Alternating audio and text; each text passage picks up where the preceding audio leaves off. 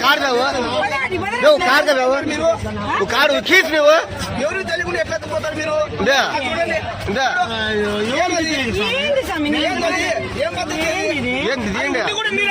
ఉండి కూడా మీరే తీసిండేది ఉండి కూడా తీసి మా నాన్నకి తీసినారు మీరు ఉండి కూడా మట్ట కుడిపించారు మీరు పోసు వినోద్ చెప్పినాడా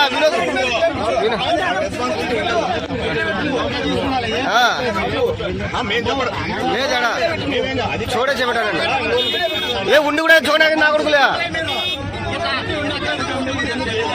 నా కొడుకులు ఇష్టాచారం నా కొడుకులు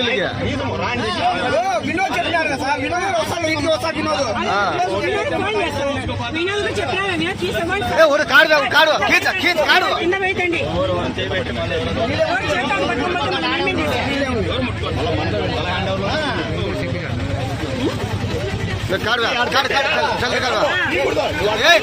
ఏం కాలేదు కాడు కాదు కాడు కాడు కాదు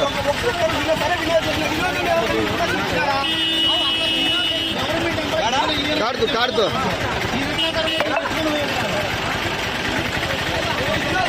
కాడుతూ కాడుతూ యాడి గ్రామాల ఉండి కూడా చూడడానికి నావరు లేదా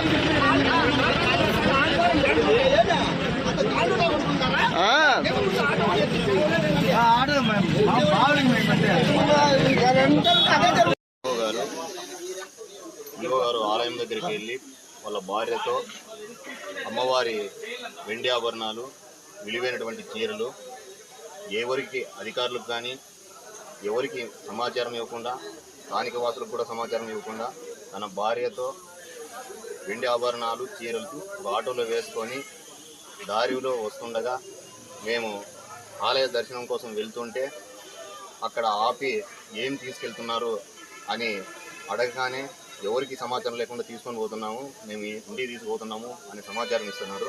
అంటే అమ్మవారి ఆభరణాలు ఇలా ఎన్ని పోయాయి. గత 3 నెలల కిందట హుండీ దొంగతనం కూడా జరిగింది. అమ్మవారికి రక్షణ, అమ్మవారి వస్తువులు కావచ్చు, అక్కడున్న ఆస్తులు కావచ్చు, రక్షణ లేకపోవడం జరిగింది. ఇప్పటికైనా దేవాదాయ శాఖ వారు ఖచ్చితంగా రక్షణ కల్పించి భక్తుల మనోభావాలు దెబ్బతినకుండా చూడాలని భక్తులుగా మేము కోరుకుంటున్నాం. ఎప్పుడు జరిగింది బ్రదర్? ఈరోజు ఉదయం. ఎవరు పట్టుకున్నారు అని?